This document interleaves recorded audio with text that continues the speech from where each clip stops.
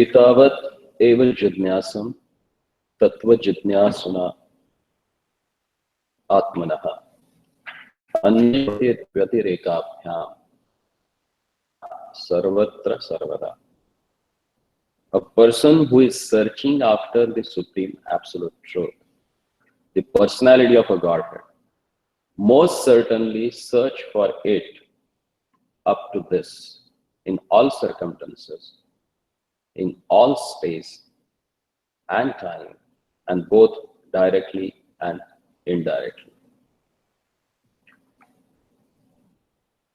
So in this last verse, where Chatushloki Bhagavat has given to Brahma, Lord is giving a conclusion that if somebody wants to attain that supreme personality of a Godhead, then what he has to do?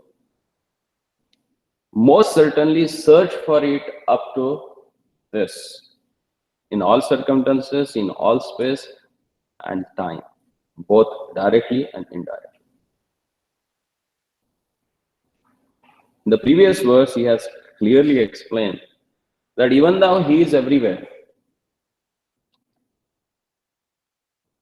still he is not there. And he is there at his own place. And to exemplify that, he has given example of material elements. Even though they are there in our body also, but they have their own manifestation outside our body also. So same way, the Lord is there in everyone's heart. He is pervaded through his energy everywhere, but still is totally different in his place. And to search for him is the goal of life. And certainly who wants to know about that, he should or he must work hard for that, to know about the Supreme Absolute Truth. And what is the process? As in the previous verse, purport, Prabhupada explained, the only one way through which you can understand that Lord, by his mercy. And how you will get his mercy? By rendering devotional service. Then the person who is really interested to know about the Lord, then what he has to do? He has to perform devotional service. So in conclusion, all the Vedic literatures, all the supplements to them, all they are there to establish that the devotion is the only one way through which you can understand the absolute truth.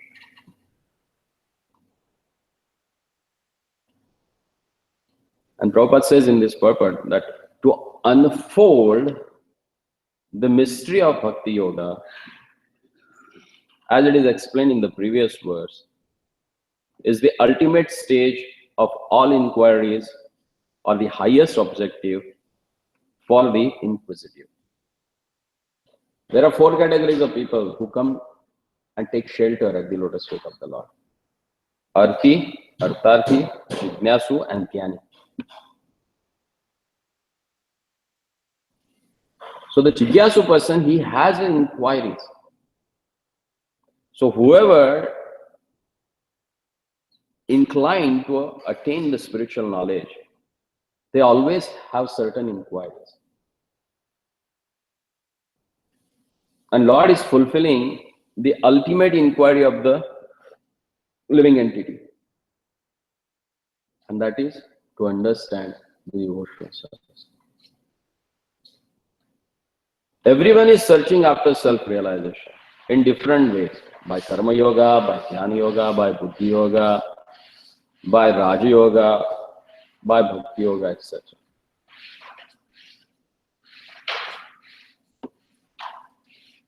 And Prabhupada clearly says that to engage in self-realization is the responsibility of every living entity developed in consciousness. See, each sentence, in this purport, we can contemplate. Prabhupada is asking it for whom? The people who has developed consciousness. So who can do the devotional service? The person who has developed consciousness. That's why it is not for everyone. Because most of the people, they don't know what is meant by developed consciousness. Still they are on the platform of being human. They're trying to be a human being in the form of a human. And to have the developed consciousness, they need to work out. So the devotional service starts when you have developed consciousness. And then it is the responsibility of a living entity. What is this symptom of a living entity?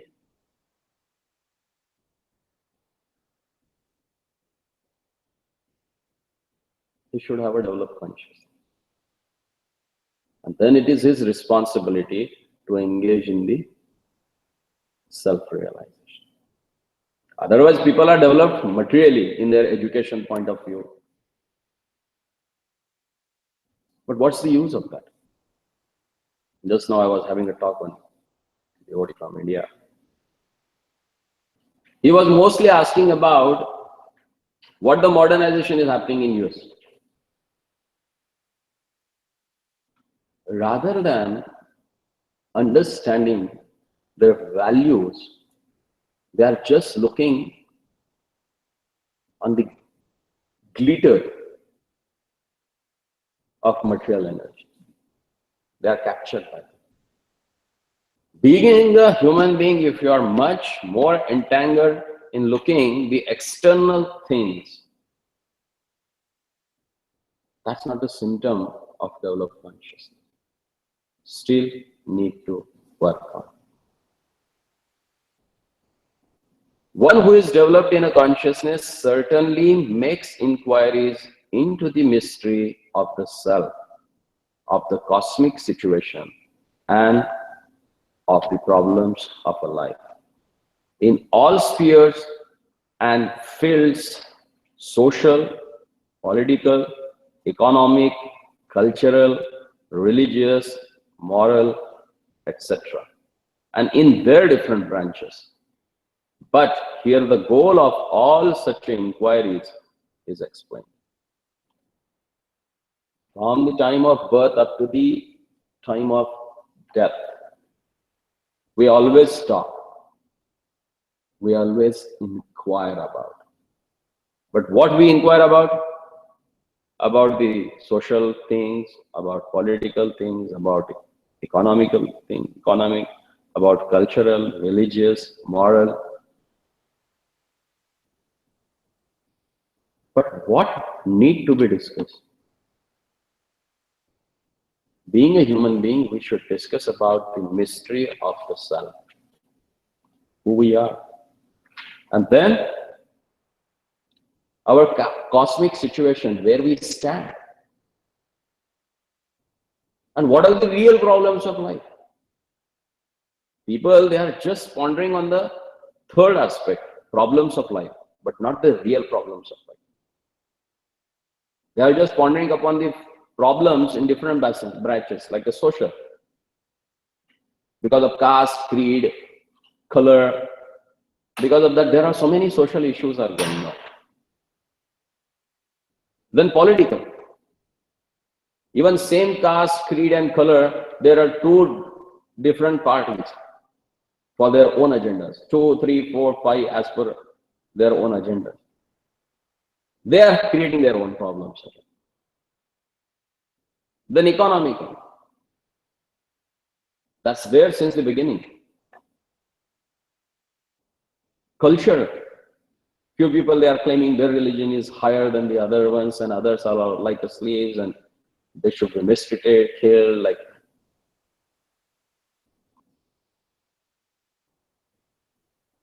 These are not the real problems.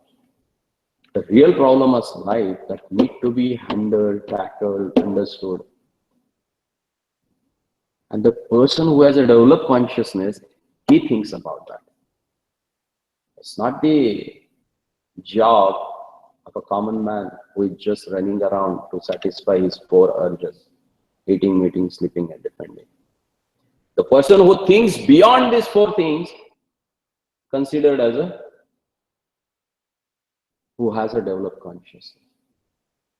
Otherwise, most of the people, they have a sophisticated ways, little bit more higher and different from the others, to enjoy these four urges only. Ahar, Nidra, Bhayman. But the person is he who has a developed consciousness, he always inquires about the secrets and mysteries of self. And he works on the self-realization. The Vedanta Sutra philosophy begins with the inquiry about life. The first aphorism of Vedanta Sutra is Athato Brahma Jigyasa. Now inquire about absolute truth. The Vedanta Sutra starts with this. And Bhagavatam answers such inquiries up to this point, or the mystery of all inquiries. In the first verse itself of Srimad Bhagavatam has explained about who is Bhagavan. What is the first sentence of Srimad Bhagavatam?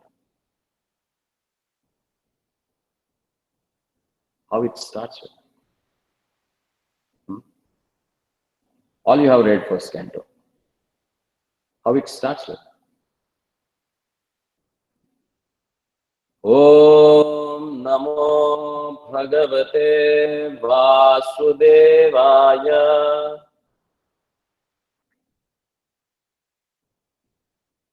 I offer my obeisances to that Supreme Personality of a Godhead who is son of Vasudeva.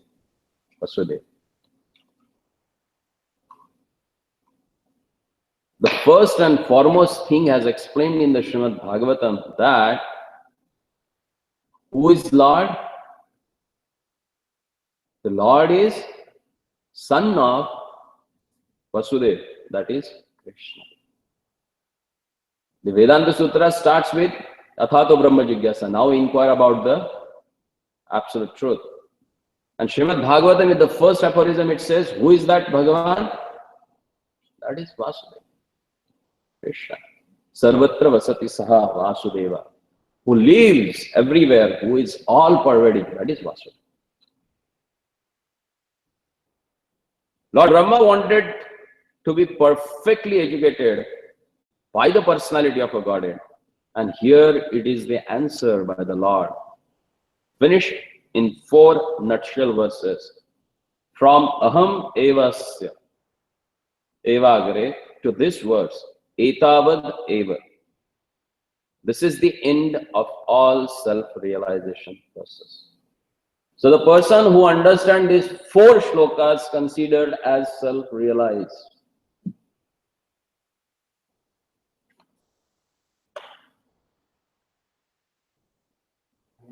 Shlokas, these 4 verses, which are started from the 33 up to 36.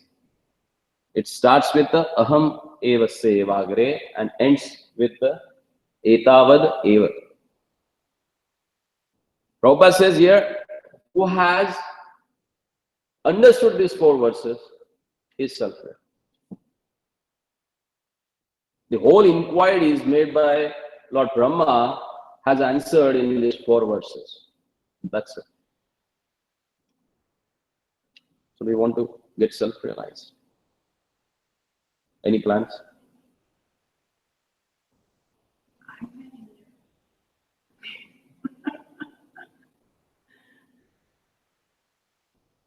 So if you understand these 4 verses, that this is the end of self-realization process.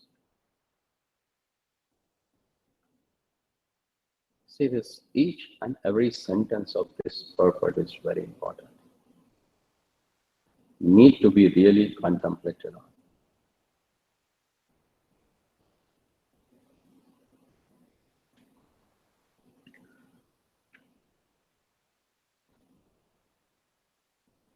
Men do not know that the ultimate goal of life is Vishnu, or the Supreme Personality of a Godhead.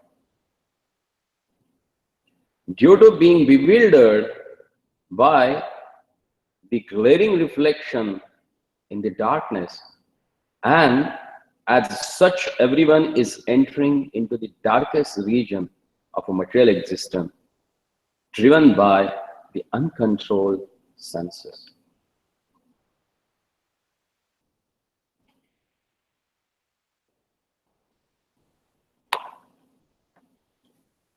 Samsiddhir Hari Poshanam. The ultimate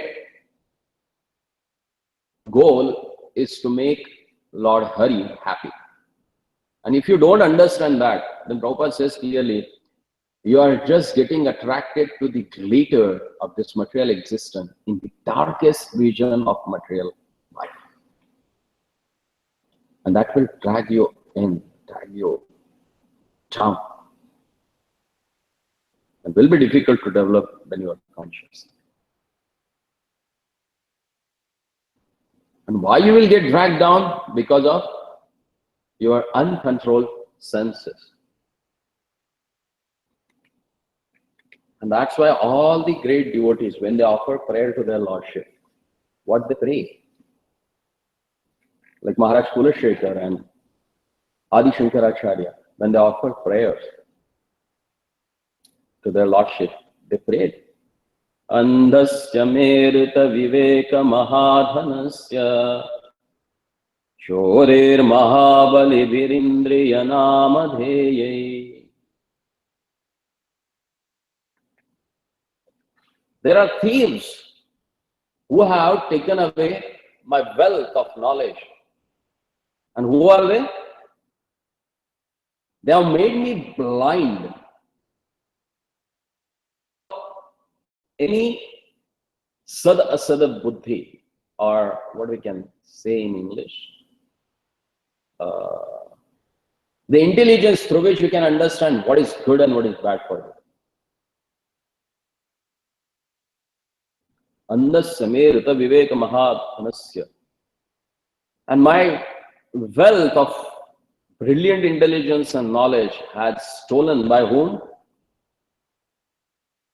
Chorer Mahabalivir, very strong and powerful thieves. And who are they?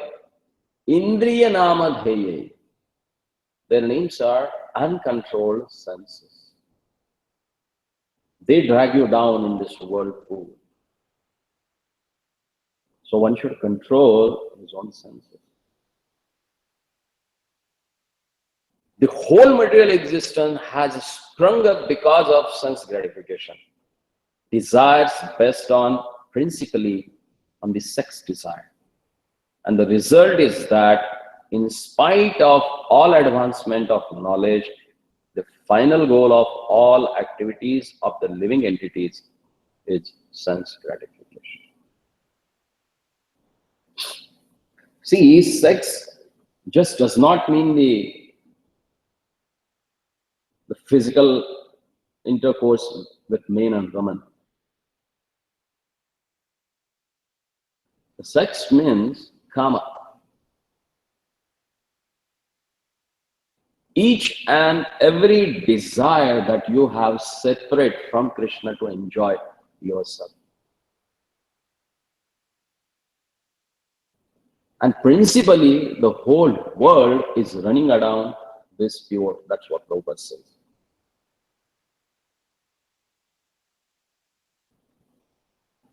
And because of uncontrolled senses, one is prone to get entangled in this whirlpool. And whatever advancement of knowledge one may have, the ultimate goal they have made is only a sense gratification. Just how to enjoy ahar, nidra, bhaya, and maithun. As per the modern history or historians or the modern views, they think that the beginning all were like a stone age where they were staying in caves and using all the weapons of stone, eating raw food.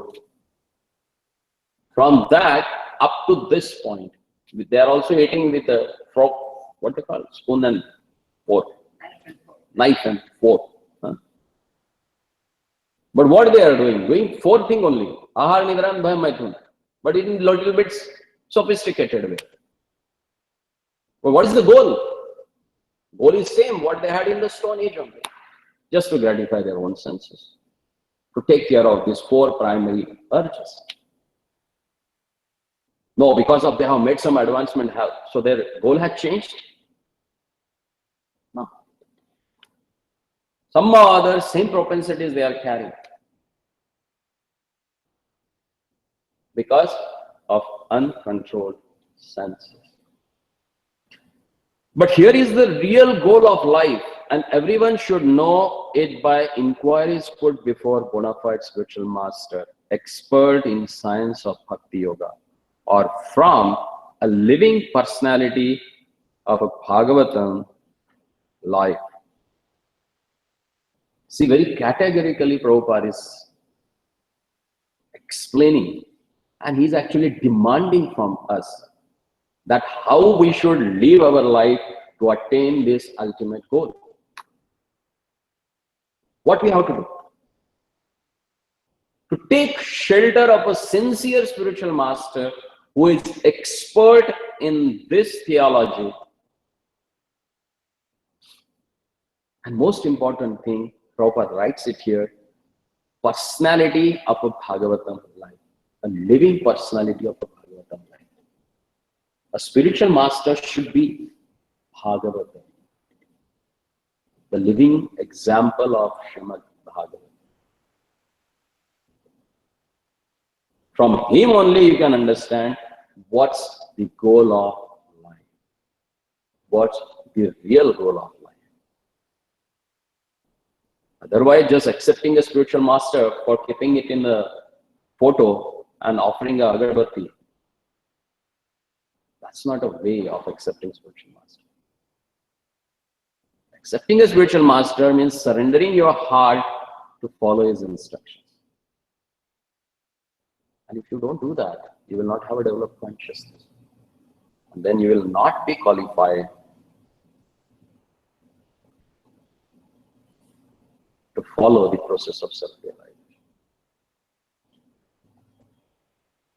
Everyone is engaged in various kinds of scriptural inquiries, but the Srimad Bhagavatam gives answer to all of the various students of self-realization. Again, punching. So Srimad Bhagavatam is meant for everyone. Whichever path you may follow to attain this absolute truth, all your queries, your inquiries, your questions are answered in Srimad Bhagavatam. And that's why when it was spoken, the audience of different categories, different varieties was there. They came from all of different planets from the universe and sat there to hear about Srimad Bhagavatam. Because Bhagavatam answers all the questions that you might have in your heart.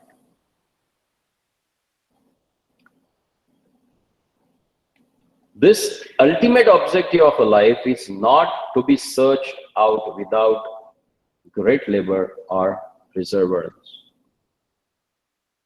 One who is imbued with such a sincere inquiries must ask the bona fide spiritual master in the disciplic succession from Brahmaji. And that is the direction given here. Sometimes people, they like spirituality.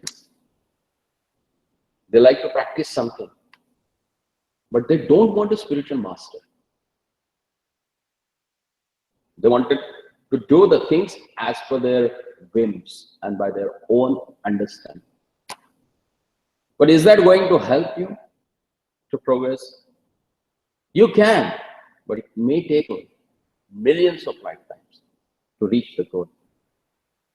Rather than, if you approach spiritual master, it becomes very easy to progress in the right path.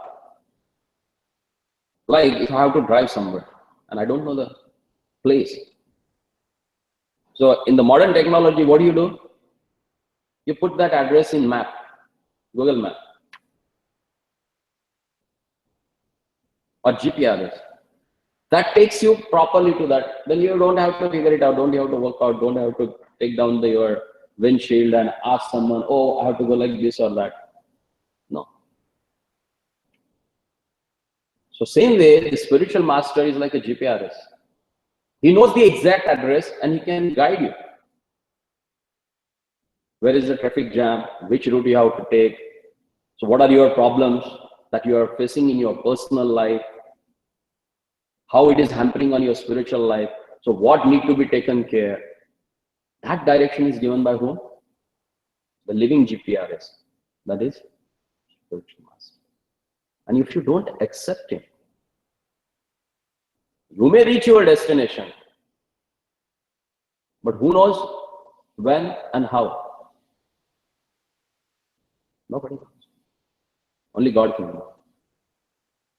But if, as recommended here, if someone takes a bona fide spiritual master in the disciplic section from Brahmaji, that again means the proper representative of the Lord, either Brahmaji, Shivji, Lakshmiji, or Chatush Kumaras. If you take bona fide spiritual master who has taken shelter of these personalities, then it becomes easy. Because the mystery was disclosed before Brahmaji by the Supreme Personality of a Godhead. The mystery of all such inquiries regarding self-realization must be put before such a spiritual master who is directly the representative of the Lord, acknowledged in that disciplic succession. Otherwise, there are so many bogus gurus are there. Yatho mat tato pat. As per their whims and will, they have created some path, and foolish people, ignorant people, they follow that and they think that they will get the same result. I have to reach Japan, but I am traveling toward the north. Am I going to reach Japan? No ways. You need to go to east. Then you can reach. So if you are going totally in some different direction and thinking that I am reaching the same destination, that will not happen. You may have your own whims, will, and process through which you think that you will be self-realized. That will not happen. Here, the real process of self-realization has explained. What is meant by self-realization? What is the attainment of self-realization? Most of the people who has an impersonal theology, they follow in their life and they think themselves as a Lord. Now I have not realized, but when I sit, meditate, read, then I will become a Lord. That's how the one can become Lord? No. Brahmaji in the previous chapter, he has clearly explained to Narada, God is God at any situation. He is as he is. No one can become God. When he was born, he was a God. When he was a child, he was a God.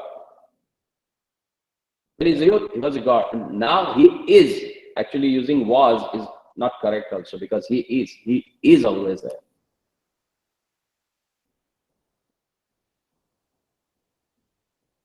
He is having all his potency same in any form he takes.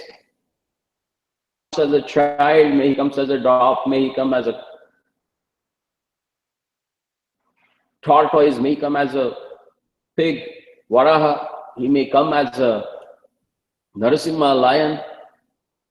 Whichever form he takes, he has his full potential. So he is as he is. No one can become like him. Asama urtvaha. Matta marat parataram nanyad kinchat asti dhananjaya. One such a bona fide spiritual master is able to clear up the whole thing by evidence from the revealed scriptures, both direct and indirect.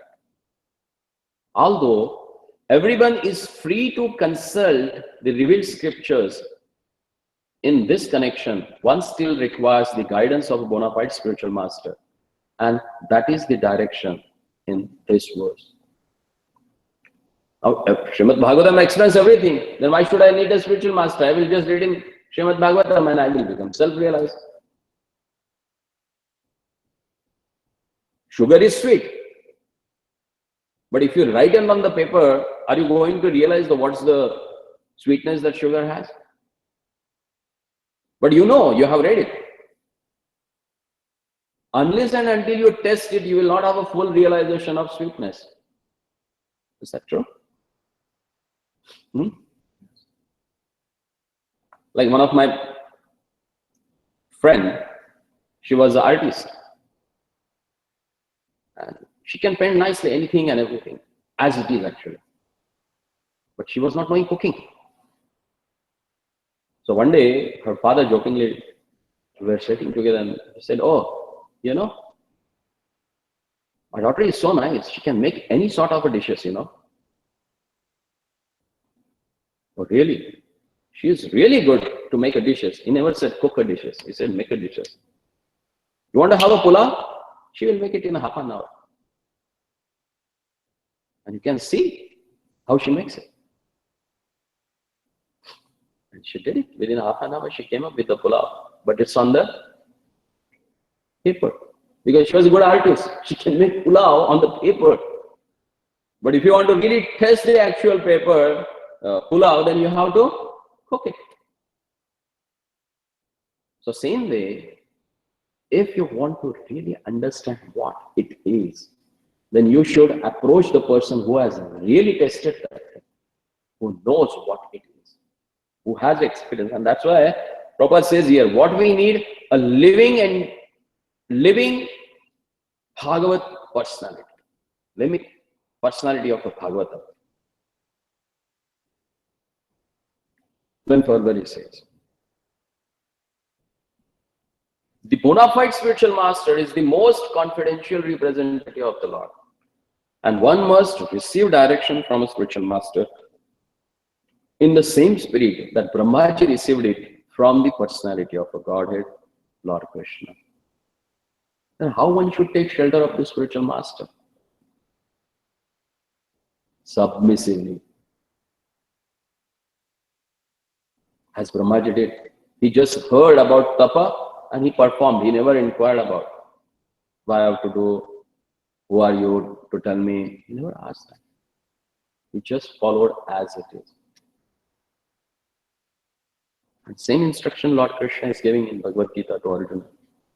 That tadvidhi pranipatena pariprashnena evaya. Tadvidhi, to know that, pranipatena, with a humble heart.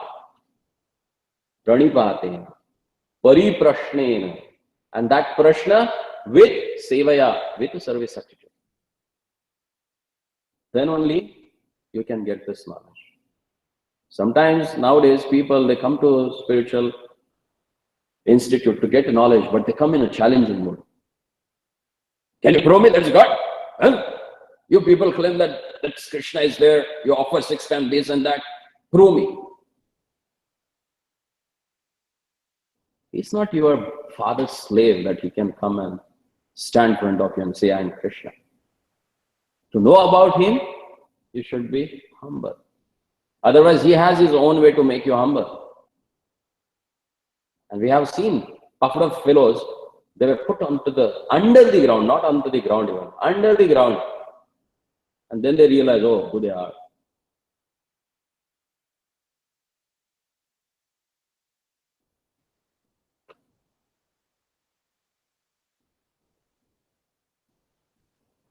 The first and foremost quality of a bona fide spiritual master is that he comes in the chain of a bona fide disciplic succession. And he never claims to be the Lord himself. If you see other so-called sampradayas, which are just came out like anything.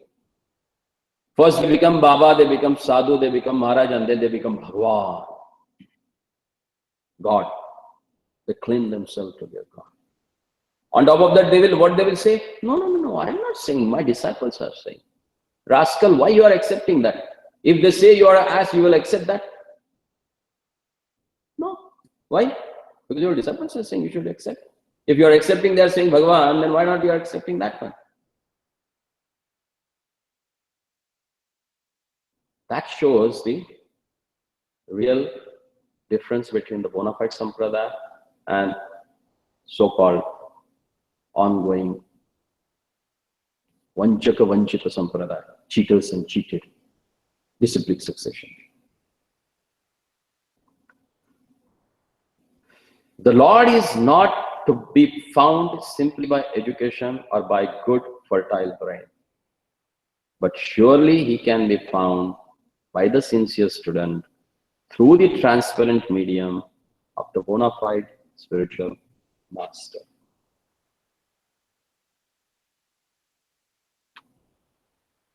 So next part we will continue tomorrow. Is that okay?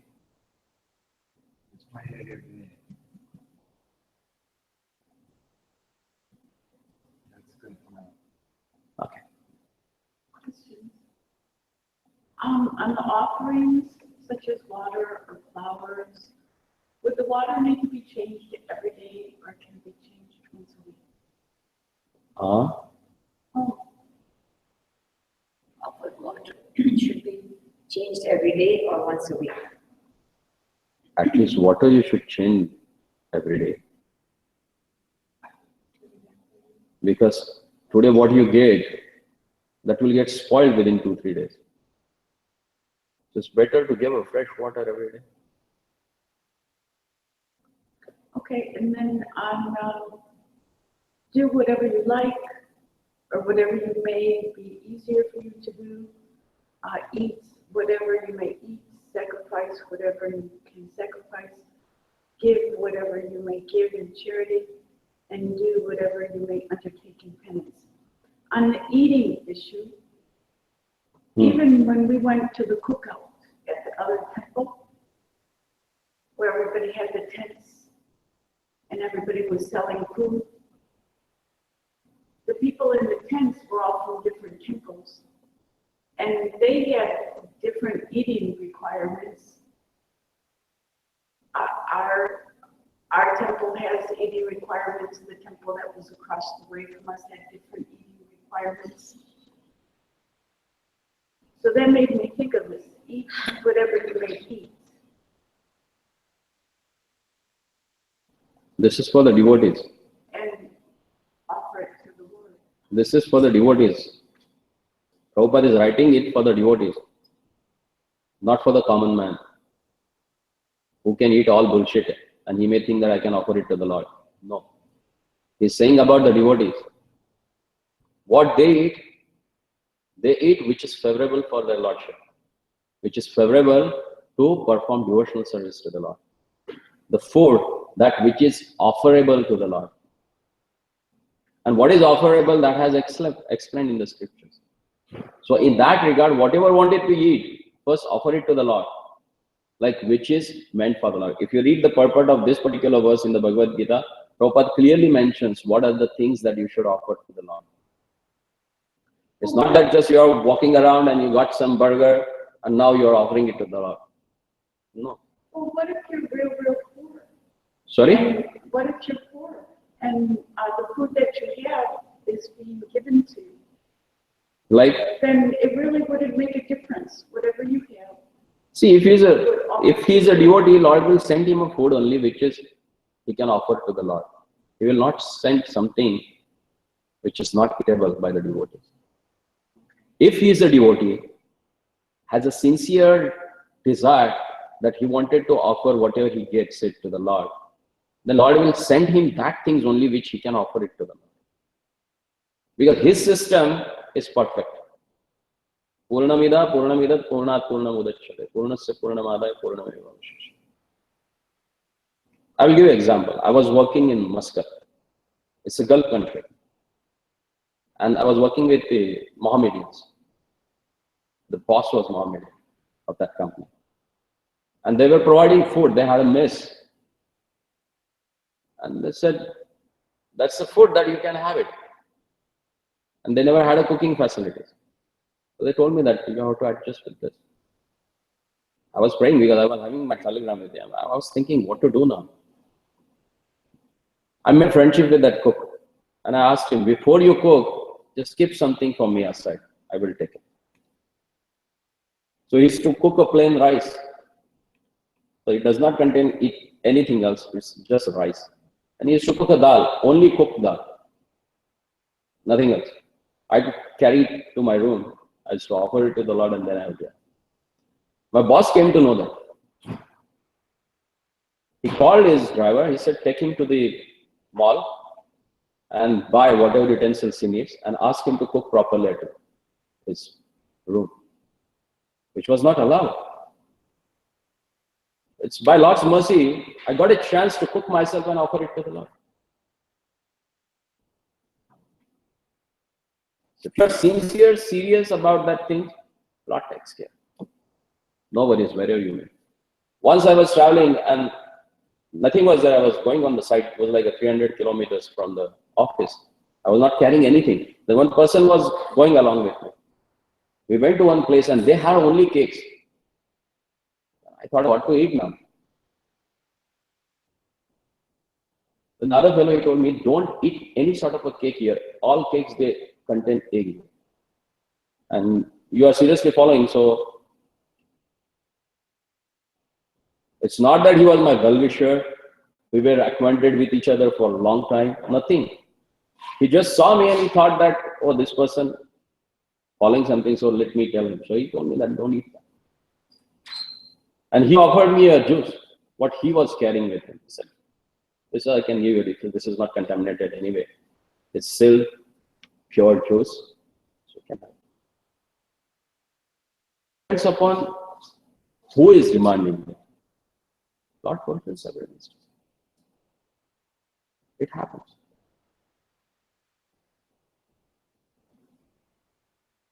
It's our choice actually, what we want.